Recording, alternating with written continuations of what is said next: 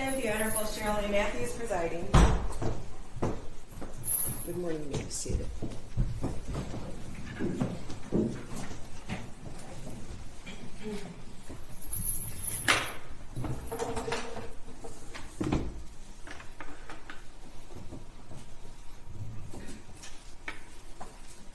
Your Honor, calling People v. James Crumbley, case number 22279-989-FH.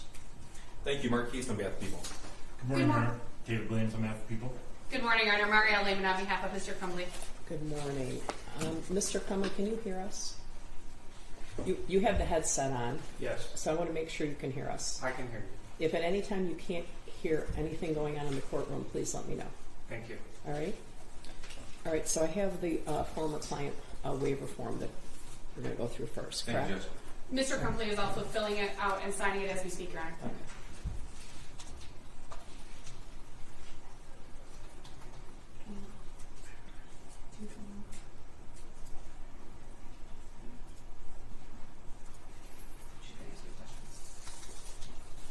All right, Mr. Crumbley, could you raise your right hand?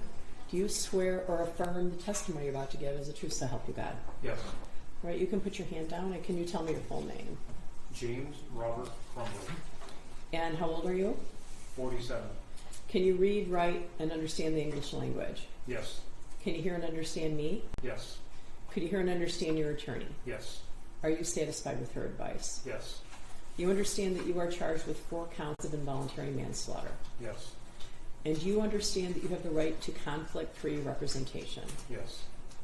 Although there was formally joint representation in this case, do you understand that attorney Shannon Smith represented your wife Jennifer Crumbley and that Ms. Mariel Lehman now only represents you? Yes.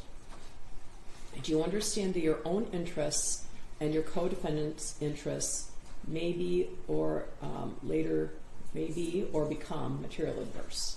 Yes. All right.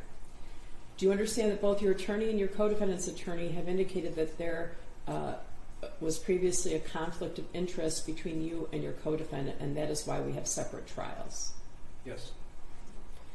Although there are now separate trials, do you understand that your co-defendant is a former client of your attorney?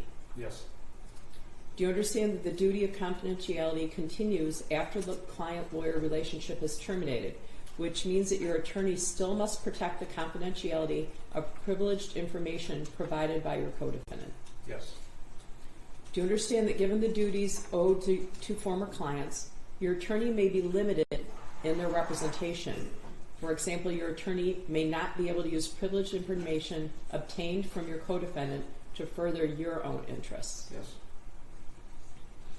Do you understand that these limitations can affect things such as decisions relating to the matters of trial strategy, for example, the presentation of evidence at trial, the examination of witnesses, the decision to call certain witnesses, also potential negotiations in terms of a sentence agreement, and also arguments made at sentencing? Yes. Do you consent to attorney Shannon Smith continuing to solely represent your wife, Ms. Jennifer Crumbley, and attorney Mariel Lehman continuing to solely represent you? Yes. Have you had the opportunity to consult with your retained counsel as it relates to the issue of your representation? Yes. Do you understand that by entering the waiver, you will not be able to raise these issues in an appeal should you be convicted? Yes. Do you have any questions about any of the issues raised on this form for either me or your attorney? No. All right. Thank you. Are you satisfied? I am, thank you. Okay. All right. So at the moment, there's been a number of motions zooming back and forth. But today, I think the only motion we're addressing is a motion filed by the defense with regard to the prosecutor's added witnesses. Yes, Correct? yes. Correct, Your Honor. I know that's your motion, but I think I'd like to ask for the prosecutor to provide an offer of proof with regard to these witnesses. I think that would be helpful. Yes, Your Honor. I know them only by their initials. You all have the police reports and numerous documents, and so I'm not as familiar with some of the witnesses. Thank you, Judge. Is a little bit of background, Judge. We amended our witness list 30 days prior to trial. We did so while the jury was still deliberating in the case of People versus Jennifer Crumbley. We are acutely aware of the impact it has on witnesses to testify, not just about what happened to them, but on national television.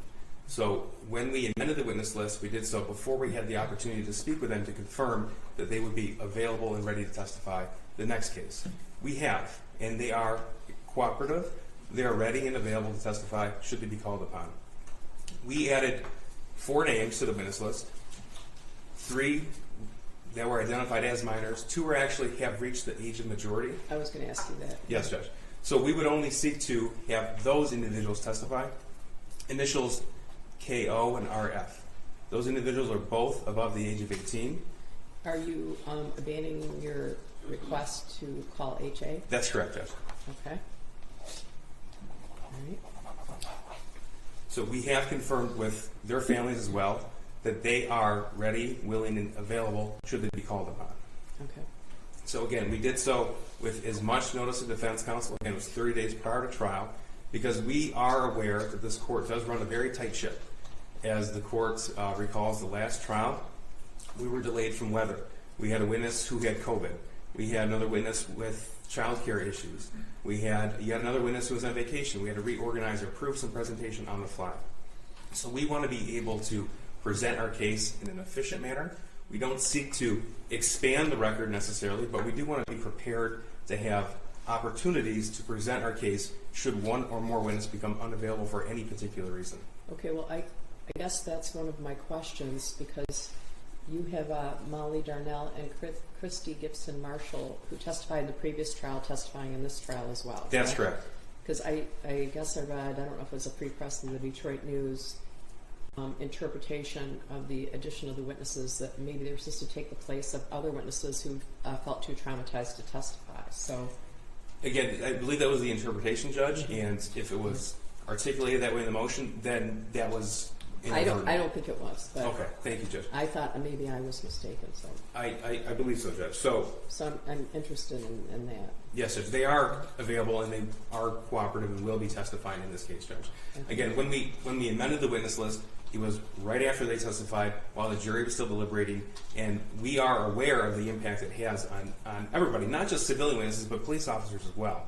So we wanted to proceed in an abundance of caution. They have options should we need those options. But since the time that I filed, and I communicated this to defense counsel as well, and we had private conversations regarding this, and I said the intent was not to add a number of witnesses. It was to be prepared in the event that someone would have to drop out at the last second, Judge. Okay, are you able to give the court an offer of proof with regard to KORF and as a separate issue, Kyle Keyser? Yes, Judge. If I may, I'll start with Mr. Keyser. Okay. So Mr. Keyser is the original purchaser of the 6-hour 9mm handgun from the firearm store in Oxford. He bought that firearm in May of 2021. He used the firearm 3 times. He sold the firearm back to that same firearm store in Oxford on November the 13th of 2021. That's the gun that was purchased by this defendant, James Crumbley, on November the 26th. Okay. So he was added in response to statements made by Jennifer Crumbley's attorney during her presentation of the case, as well as Jennifer Crumbley's testimony. Now, I don't know what counsel's argument is going to be regarding the firearm. I don't know if Mr. Crumbley is going to testify or what he might say. So we added that individual. He's potentially a rebuttal witness. Obviously, we have no obligation to identify rebuttal witnesses. However, should the argument be presented in a certain fashion similar to that of Jennifer Crumbley, I think the background of that firearm, how it was stored, how it was bought and sold, would be relevant to the jury. So he was added after hearing the co-defendant's case in chief, Judge. Okay, I'm not following. You're adding him for the purposes of rebuttal only? Not necessarily. Okay. So it depends. I don't know how counsel is going to litigate her case, and obviously she's under no obligation to let us know that. I was struggling with the relevance he might bring to the case. So again, he bought the eventual murder weapon in May. Okay. He used it 3 times. He was provided with a cable lock. He never used the cable lock. He identified that as the same cable lock sold back to the firearm store, okay, which in turn will be identified by those witnesses as the same cable lock sold to Mr. Crumbley. Okay, I get it now. So, all right. again, Okay. and with KO and RF, both were students. Well, let me make sure that Mr. Kieser would potentially be in your case in chief, but you're asking for him on rebuttal Well, at a minimum. potentially on case in chief, and it really just depends on how the case progresses, Judge. All right. Okay. Thank Go you. ahead. KO and RF, Judge, both students, both wounded November the 30th, 2021. They were both in the 200 hallway, and they were struck as the defendant's son emerged from the bathroom adjacent to room 258. Okay, well, I guess breaking this down, the fact that they were wounded is potentially not relevant. What they saw is potentially relevant. Well, Okay. they both can provide testimony of seeing. They didn't identify the shooter as who the shooter was. They didn't know him prior to, but they saw a student dressed in all in black. RF saw the gun raised. She saw what she thought was an orange tip. Turns out it was actually the muzzle flash of the firearm as it was fired at her. At her. At her. RF. Correct. Both were wounded. Both survived, obviously. Okay. And they were together in the 200 hallway, if the court recalls from the video, in the group of young women next to the window. Okay. So All right, but don't we have a video of that? we do have the video, Judge, but Okay. and the video obviously is extremely relevant, extremely important, because the shooting is why we are here. And when we have actual eyewitness testimony available, it is important for the jury to hear that perspective. Okay, what about KO? KO was next to RF. Okay, so why isn't this cumulative of either the video or Molly Darnell or Krista Gibson Marshall? Molly Darnell and Miss Gibson Marshall were in different parts of the school. They had different interactions with the shooter. KO and RF are the two individuals who are above the age of 18 with the best perspective of what happened on November 30th as a shooter emerged from the bathroom.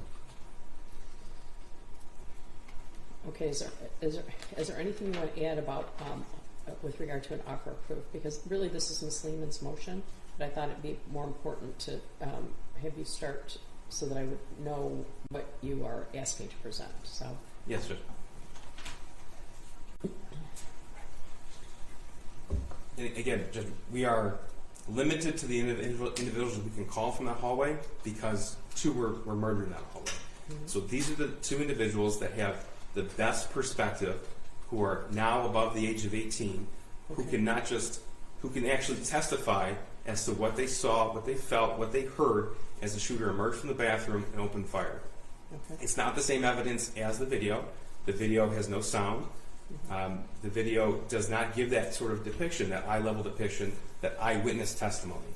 So it's not cumulative. If we called every single student who was in that hallway, it could be cumulative, but we're being very selective in who we're choosing to call to testify, because we want to limit it to the individuals who can provide the appropriate context and appropriate perspective that is not identical to anyone else. All right. I guess I've been doing a deep dive into 611 and 403. You put the black robe on, you learn how to read people's minds. So Ms. Lehman is going to tell me about U.S. versus McRae, which talks about 403's major function is limited to excluding a matter of scant or cumulative probative force dragged in by the heels for the sake of its prejudicial effect. 403 is meant to relax the iron rule of evidence to permit the trial judge to preserve the fairness of the proceedings by exclusion despite its relevance. It's not designed to permit the court to even out the weight of the evidence to mitigate a crime or to make a contest where there is little or none. That's from that McRae case, and there's a discussion of 403. So I don't want to steal your thunder, but... Your Honor, I did file the motion, and I'm certain that the court has reviewed that motion. As the court suspected, I am going to address specifically 403, especially in light of the offers of proof that Mr. Keese just provided to the court regarding KO and RF. Your Honor, while I can't imagine what those two students went through on November 30th of 2021, their testimony is not relevant in the trial against James Crumbley. He's been charged with 4 counts of involuntary manslaughter. He's not charged with assaulting anyone with a firearm. He's not charged with shooting anyone and wounding anyone. He's charged with 4 counts of involuntary manslaughter for the actions of his son. As the court correctly noted, Molly Darnell and Christy Gibson Marshall both testified in the prior trial and testified in relation to, I believe, in relation to the video that was admitted. Would you agree that they were not in the same location as the two witnesses, KO and RF? KO and RF, did you say, are both outside the bathroom? Correct. Is that accurate? The 200 hallway has been identified as the shorter of the 200 hallways. Okay. I thought that in Ms. Lehman's motion, I think some of her information was gleaned from the victim impact statements and the shooter sentencing, but I think there was an indication that KO was a friend of Tate and that RF was standing somewhere else. Maybe it's AJ who rendered help, but we're AJ. HA, right, but HA we're not calling. So are there, would KO and RF be given the same testimony? Were they in the same hall? It sounds like they were in the same hall, Your Honor. I believe Mr. Keese indicated they were standing right next to each other at the time of the shooting. Okay. Regardless, I don't think that either of them are relevant in this case, Your Honor. I think that the court can agree, and I think that Mr. Keese would likely agree that their testimony, the primary purpose of their testimony is to inflame the emotions of the jury.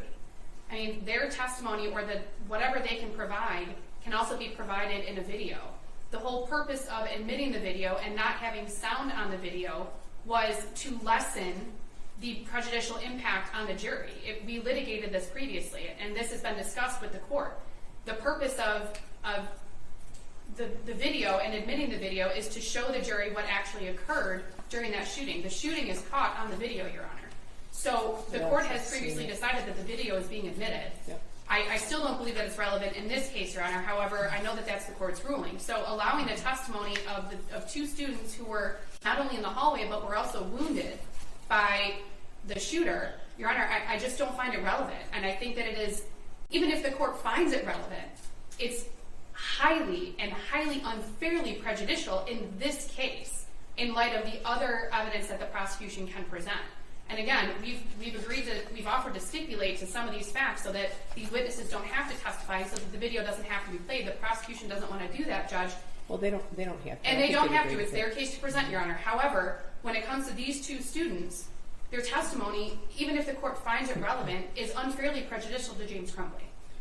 Well, that's Bradbury says that although relevant evidence may be excluded if its probative value is substantially outweighed by the danger of unfair prejudice, confusion of the issues, or misleading the jury, or by considerations of undue delay, waste of time, or needless presentation of cumulative evidence. That's Bradbury 123, Mishaft 179. Yes, sir. Right? Judges, I thought I heard a question directed at the prosecution from the court. So one thing, I definitely do not agree that the video is being played to inflame the jury.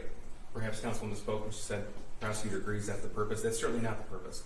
And also, just the shooting is relevant. This is a homicide case. The shooting is evidence of the gross negligence. So the two individuals we identified, they were not looking at the same thing. They were not oriented the same direction. They have different perspectives. And again, these are the only two surviving members of the hallway that we have confirmed with their families that they are willing and able to testify in this trial, Judge. We are, again, acutely aware of the toll it takes on individuals that testify. There's members of law enforcement who still can't talk about that day.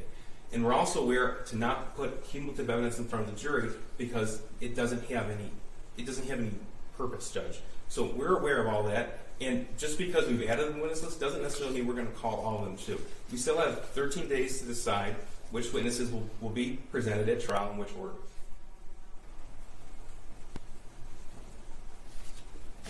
Anything further? I'm probably going to write something. I guess, Ms. Lehman, you didn't address Kyle Keyser. I was sort of racking my brain to see why he's relevant, but now I think he is. Your Honor, I addressed him in my motion. I maintain the argument that I don't believe he's relevant. Well, if he apparently might have some information about the cable lock and whether the cable lock was in the same condition.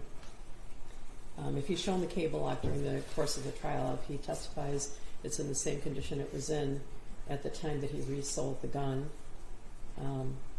that could be relevant. So I'm going to allow him to testify. As to KO and RF, I'm probably going to spend a little time. All right, but I will let you know very quickly. I've issued some orders on some of the other motions. And we'll issue some more orders this week, and I got another motion last night. So it's good that I don't have any other cases. What else can I do for you? The council and I spoke about meeting with the court briefly in chambers, talk about logistics, if that's Sure. agreeable. Or maybe in the jury room if you want. I don't have anything to ask you about, but if you'd like to meet to talk about logistics, that would be fine. There's just one issue that I think we'd like to discuss with the court. Okay. Thank you. All right. Thank you, Judge. Thank you. All rise.